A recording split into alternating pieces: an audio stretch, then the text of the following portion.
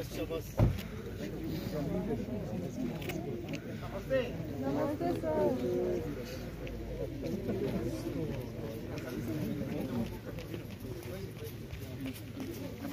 क्या नाम है आपका? सलीम।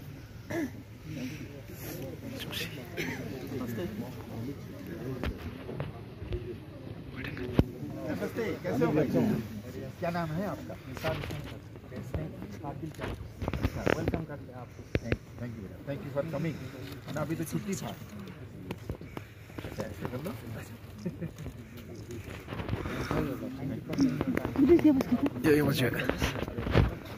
क्या नाम है आपका?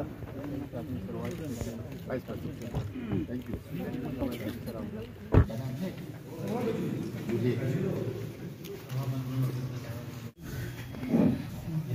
Respected Honorable Vice Chancellor, Professor Saket Kujwa, Mr. Nawan Tunuk, the in-charge registrar, University of Ladakh, Professor Desmond Namgyal, Controller of Examination, University of Ladakh, Professor Delta Namgyal, Associate Director, School of Agriculture, Science and Technology, University of Ladakh, faculty members, students of the campus, non-teaching staff, a very good morning to all of you.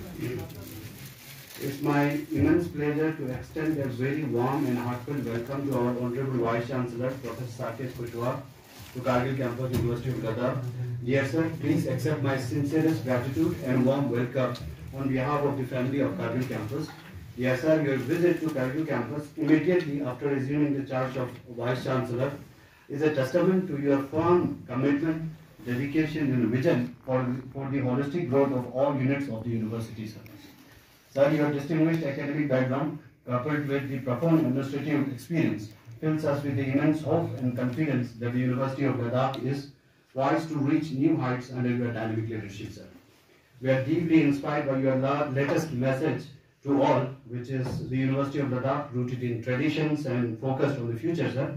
This message illustrates your vision to elevate the University of Ladakh as a beacon of academic excellence and cutting-edge research, as well as a movement for realization of Ladakh's self-reliance, innovation and youth empowerment. We firmly believe, sir, that under your guidance, the university will not only achieve remarkable progress in academics and research, but will also emerge as a transformative force in the region, contributing to the socio-economic and cultural upliftment of Ladakh and beyond, sir. कि Kargil campus and ले campus जो हमारे हैं, I think in many ways Kargil campus has excelled in the field of administration, be it the field of teaching या बच्चों के जो achievers हैं उसने काफ़ी excel किया है, even in the field of cleanliness and other things also. They are very disciplined and they have done great work also, sir. और मैं, for me as an administrator, my only focus from the beginning as well as today and forever was one thing, sir, कि जो भी file आता है एक administrator का ये होता है कि उस फाइल को आप किस नज़र से देखते हैं। When I receive a file, I look at it कि मैं इसको कैसे निकालूं, नोट कि इसको मैं कैसे दबाऊं, कि how I look forward। तो सर मुझे भी कारगिल कैंपस से और हमारे वहाँ से भी ले कैंपस से भी बहुत सपोर्ट मिला एडमिनिस्ट्रेशन में काम करने के लिए। एंड सर यहाँ पे भी एक जो सर बहुत बड़ा मुद्दा है वो यही है कि यहाँ पे जितने भी जो टीचिंग फैकल्टी है बहुत सारे और as well as non teaching faculty जो कॉन्ट्रेक्चुअल है, उनकी वही इच्छा है जो अभी हमने एक मीटिंग में जो उनसे सुने थे आपके कि हर कोई चाहता है कि हमें भी, जब हमने इस यूनिवर्सिटी को 3 साल दिए हैं, 4 साल 5 साल 6 साल दिए हैं, हमें क्यों ना मौका मिले आगे। सो सर हम विश्वास करते हैं आपकी जो ये विजनरी लीडरशिप के अंदर कि आप ज़रूर जिस तरह आप रूटेड इन ट्रेडिशन, जिस तरह आप जो मैंने 1-2 दिन आपके साथ बिताया sir, I could understand realize कि आप रूट को उसको समझ रहे हैं सर, रूट को, the route condition the route need of Ladakh वो आप में है सर। हमारे स्टूडेंट जो ही यहाँ पे जब तशरीफ आए थे सर, स्टूडेंट यूनियन बने थे, पहली बार हमें फख्र हुआ कि हमारे रिप्रेजेंटेशन भी यहाँ पे हुआ और हम चाहते हैं सर आप हमारे साथ साथ ही हमारे जितने भी यहाँ पे मुश्किलात हो रहा है, जो बच्चों को प्रॉब्लम फेस करना पड़ रहा है, उन सारों को आप एक कंसीडर करके आप आगे हमारे बात करेंगे सर। और आपके बारे में बहुत कुछ हमने सुना है सर, और मैं खुद ही आपके बारे में रिसर्च करके आया हूँ और हमें देखा, मैंने ये देखा sir you have a lot of potential to doing such kind of things in Ladakh University also, sir. तो हमारे जनरल बहुत मांगे हैं सर, स्पेशली हमने स्टूडेंट के साथ इंटरेक्ट किया, उनके साथ बातचीत किया और उनके हिसाब से हमने एक प्रॉपर लिस्ट बना के आपके साथ हमने रखा है सर। तो हम पॉइंट पे आते हैं सर। तो पहला पॉइंट है सर डिपार्टमेंटल कोऑर्डिनेटरशिप। हमारे यहाँ पे क्या है सर, 5-6 हमारे यहाँ पे परमानेंट फैकल्टी मेंबर है, तो वही हमारे 14 जितने भी हमारे यहाँ पे डिपार्टमेंट है उन सारों का यहाँ पे क्या है सर, वो कोऑर्डिनेटर है सर। तो उसकी वजह से हमारे जितने भी स्टूडेंट्स हैं सर, उन सारे स्टूडेंट्स को प्रॉब्लम फेस करना पड़ते हैं। फॉर एग्जांपल के तौर पे अगर हम एग्जांपल के तौर पे ले लेंगे सर, अगर कोई बच्चे को किसी घर में प्रॉब्लम हो गया तो उसके लिए कोई लीव के इंतजाम के लिए सर वो कोऑर्डिनेटर के पास जाएंगे। तो वो कोऑर्डिनेटर क्या होता है सर, वो खुद ही अपने डिपार्टमेंट के ही इश्यूज को ही कंसिडर करते हैं, बट जो बाकी हमारे डिपार्टमेंट के अंदर डेवलपमेंट होना चाहिए थे उतना प्रोग्रेस नहीं आते सर। इन 100 डेज मैं इसको कर लूंगा, अपने 100 डेज का काम जो नहीं कर सकता हूँ वो बता दूंगा कि क्या क्या हो सकता है। ऐसा कुछ भी नहीं है जिसका सोल्यूशन नहीं होता है। उदाहरण के तौर पे आपने कहा डिपार्टमेंटल कोऑर्डिनेटर। सबसे पहले मेरी तरफ से सभी भाई बहनों को, सभी मित्रों को लद्दाख में जुले अस्सलाम वालेकुम। मैं अभी अपने कैंपस, ये हमेशा से सोचा जाता रहा है कि लेह कैंपस अलग है, लद्दाख करगिल कैंपस अलग है। ऐसा नहीं है, ये दोनों एक ही डिस्टेंस की वजह से 2 कैंपस बनाए गए हैं। और मैंने 1 तारीख को अपनी सेवाएं ज्वाइन की, योगदान दिया और आज मैं यहाँ हूँ। कल मैं आ गया था यहाँ पे और मैं आना तो मंडे को ही चाहता था, लेकिन संडे को फिर उस कैंपस में जा नहीं सकता था क्योंकि छुट्टी में लोग अपने प्लान रखते हैं। तो मैंने मंडे को आधा दिन वहाँ दिया और मंडे को यानी कि यस्टरडे मैं यात्रा करके यहाँ आ गया और आज अपने कैंपस में हूँ करगिल के। यहाँ पे मुझे ऐसा लगता है कि अभी कुछ नए कोर्सेज चलाने की ज़रूरत है।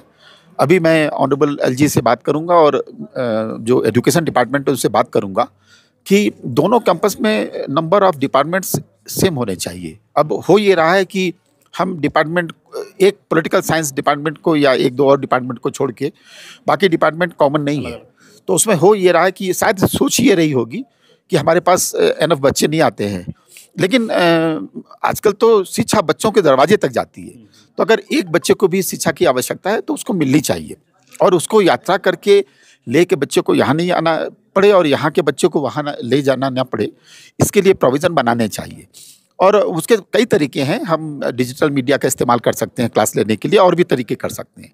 तो मुझे ऐसा लगता है कि उसके ऊपर एक मंथन करना पड़ेगा, एक चर्चा करनी पड़ेगी और ओपिनियन करके हम नए कोर्सेज के साथ उन कोर्सेज को भी रिपीट कर सकते हैं जो वहाँ चल रहे हैं और यहाँ जो कोर्सेज चल रहे हैं वो वहाँ चला सकते हैं ले कैंपस में। एक तो ये बात हो जाएगी। इंफ्रास्ट्रक्चर बहुत ख़राब नहीं है, लेकिन कमी है और कुछ इंफ्रास्ट्रक्चर करगिल कैंपस में डिस्प्यूट के दायरे में है, तो उसको सलूशन निकाल के उसको टेक ओवर करके हमें उसका इस्तेमाल करना है। कोई भी प्रॉपर्टी कहीं भी पूरे दुनिया भर में अगर वो खाली पड़ी है या डिस्प्यूट में है तो उसका कोई भी उपयोग नहीं कर पाता है और जो ठेकेदार उसको बनाता है वो भी उसको एंजॉय नहीं कर पाता है। तो मुझे ऐसा लगता है कि हम लोगों को एक चर्चा करके उसको टेक ओवर करने के तरीके ढूंढने होंगे। सर, स्टूडेंट्स ने भी डिमांड रखा कि यूनिवर्सिटी ऑफ लद्दाख के जो एडमिनिस्ट्रेटिव ऑफिस हैं वो दोनों जगहों पे प्रॉपर्ली फंक्शनल रहें और जो रोटेशनल बेसिस पे चाहे रहो। तो इस पे आप क्या टेक देना चाहेंगे? अभी हम पहले भी इस पे कुछ चर्चा हुई थी।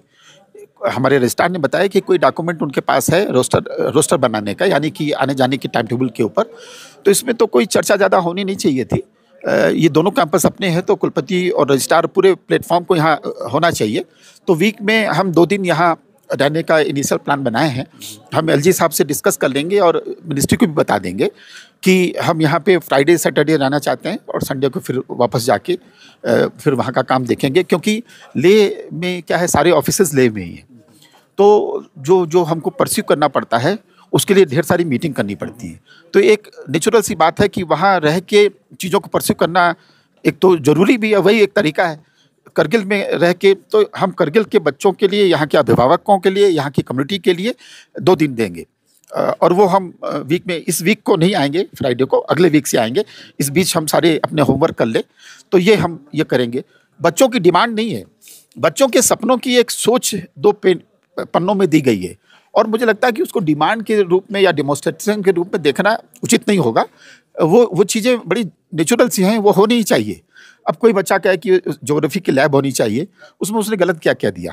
तो मुझे ऐसा लगता है कि वो 2 पन्नों को हम ग्रंथ की तरीके से देखेंगे और जो हो सकता है उसको हम जरूर कर लेंगे। सर, यूनिवर्सिटी 12B जो यूजीसी के उसमें क्राइटेरिया में फॉल नहीं कर रहे हैं, इस वजह से बहुत सारे जो फैसिलिटीज वो नहीं मिल रहे हैं, इसको कैसे फिलअप करने की आप देखिए, वो उसमें एक कंडीशन यही है कि हमको एक तो पहले डिपार्टमेंट जब फॉर्मेशन हुआ होगा तो मुझे ऐसा लगता है कि जानबूझ के कभी किसी ने कोई गलती नहीं की है, लेकिन हमसे सिस्टम से कुछ चीज़ छूटी रह गई होगी। यूजीसी का नियम यह है कि कोई भी डिपार्टमेंट जब बनेगा उसको पिरामिड शेप में बनाते हैं, यानी कि टॉप 7 लोगों का डिपार्टमेंट होता है तभी वो डिपार्टमेंट कहलाता है। 1 प्रोफेसर होगा, 2 एसोसिएट प्रोफेसर होंगे और 4 असिस्टेंट प्रोफेसर होंगे। हम लोगों ने यहाँ पे 3-3 टीचर दिए हुए हैं, तो शायद फंड की कमी रही होगी या जो भी सोच रही होगी, अभी उसको मुझे ठीक करना पड़ेगा। इन सब चीज़ों के चलते यूजीसी ने इसको 2F तो दे दिया था, क्योंकि 2F तो डिग्री के सिलेबस और रिकॉग्निशन की बात है, लेकिन हमारा 12B जो नहीं मिला है उसमें बहुत सारी कमियां हैं। उसको मैंने अपने 100 दिन के प्रोग्राम में शामिल किया है कि उसको कैसे दूर कर देनी है। और शायद इसीलिए अभी जैसे हमें AIU जो एसोसिएशन ऑफ इंडियन यूनिवर्सिटी है, वो भी अपने प्रोग्राम को यहाँ नहीं दे रही है क्योंकि हम उसके मेंबर ही नहीं हो पा रहे हैं। तो जो कमियाँ हैं, मैं आपको एक ईमानदारी से बात बताऊँ, हम यहाँ इसलिए नहीं आए हैं कि हम किसी VC के परफॉर्मेंस को या पुराने की गई चीज़ों के ऊपर नज़र रखने आए, नहीं। हमें यूनिवर्सिटी के लिए क्या करना है और आज के बाद क्या सपने सही करने, उसके ऊपर काम करना है। तो मुझे ऐसा लगता है कि 100 दिन में ये मैं कर पाऊंगा। सर, जो रिक्वायरमेंट को लेके सर बहुत सारे वैकेंसीज यूनिवर्सिटी में खाली है सर, कब तक उम्मीद है सर कि जो जल्दी रिक्वायरमेंट आ जाए? मैं रजिस्ट्रार से आज सवेरे ही इसके ऊपर पोजीशन पेपर बनाने की बात कर दी है। उन्होंने 2 काम अच्छे किए हैं। एक काम यह है कि जो कोर्ट में कुछ मुकदमे हैं, अगर कोर्ट में कोई चीज़ होती तो उसको पहले सॉर्ट आउट करना है।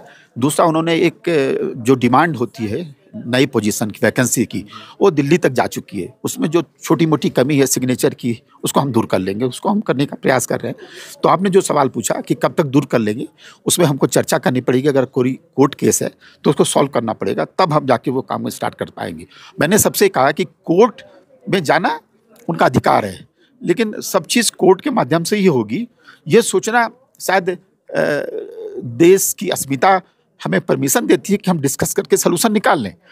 कोर्ट तो एक अंतिम रास्ता है ही, तो अगर शिकायतें तो हम दूर कर लेंगे, उसको सलूशन निकाल लेंगे और माननीय कोर्ट से रिक्वेस्ट कर लेंगे कि हमको परमिशन दें। यूनिवर्सिटी के एडमिनिस्ट्रेशन में भी रिक्रूटमेंट की जरूरत है, जैसे डिप्टी रजिस्ट्रार या बाकी चीज़ें। पोजीशन ही नहीं है तो हम रिक्रूटमेंट कहाँ से करेंगे? तो अभी पोजीशन क्रिएट हो रही है, जैसे कंट्रोलर की पोजीशन नहीं है, FO फाइनेंस ऑफिसर की पोजीशन नहीं है, डिप्टी रजिस्ट्रार की पोजीशन नहीं है, 1-2 असिस्टेंट रजिस्ट्रार उसका रिक्रूटमेंट नहीं करा पाए, तो वो सब करने होंगे। सर, B.Ed कोर्स को लेके सर यहाँ पे कोई मुश्किल नहीं है, शायद वो चीज़ें छूटी रह गई होगी। स्टेट की तरफ से अभी ऑफलाइन मोड पे वो काम हो रहे हैं, पोर्टल खुला नहीं है। तो ये काम मैंने अरुणाचल में भी किया है। तो जो चीज़ बंद होगी उसमें अपने ऑनरेबल LG के लेटर के माध्यम से उसको परस्यू करेंगे और ऑफलाइन फॉर्म जमा कर देंगे और उनसे हम बोलेंगे विजिट कर लीजिए, विजिट के बाद वो परमिशन मिल जाएगी। एकेडमिक सीजन आने वाले सर, एडमिशन का न्यू जो यहाँ हाँ, लेकिन जब तक नहीं तो मैं इसको 1 ही 2 दिन में इसका प्रयास स्टार्ट कर दूंगा और उसको फॉलो अप कर दूंगा। कोशिश ये होगी कि एडमिशन ले पाऊँ, लेकिन एडमिशन बगैर अप्रूवल के नहीं लूँगा, नहीं तो उनकी डिग्री वैलिड नहीं होगी। ये वो यहाँ पे विज़िट के लिए आया और बहुत सारे मांगे थे, स्टूडेंट्स के इश्यूज़ थे, उन सारे इश्यूज़ को हमने हाईलाइट किया। जैसे कि सबसे प्योरिटी पे था हमारा जो कि इंफ्रास्ट्रक्चर के ऊपर था सबसे इम्पोर्टेंट, क्योंकि हमारे यहाँ पे इंफ्रास्ट्रक्चर आप देख ही सकते हैं क्योंकि उतना ज़्यादा नहीं है जितना होना चाहिए कैपेबल यूनिवर्सिटी के अंदर होता है। और दूसरा इम्पोर्टेंट था कि यहाँ पे हमारे जो इम्पोर्टेंट और इशू था जो VC रोटेशनल बेस पे, उसमें भी हमें अच्छा जवाब दिया VC साहब ने कि वो यहाँ पे फ्राइडे के दिन पहुँच जाएंगे, सैटरडे दिन यहाँ पे बैठेंगे और संडे के दिन वो यहाँ से चला जाएंगे।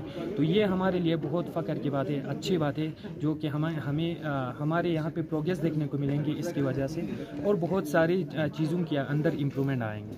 और बहुत सारे जो भी हमारे इंटरनल डिपार्टमेंट के इश्यूज़ थे उन सारों को हमने हाईलाइट किया और उन्होंने अच्छे से हमें जवाब दिया कि इन सारी चीज़ों के ऊपर आप जल्द से जल्द हम काम करेंगे 100 दिन के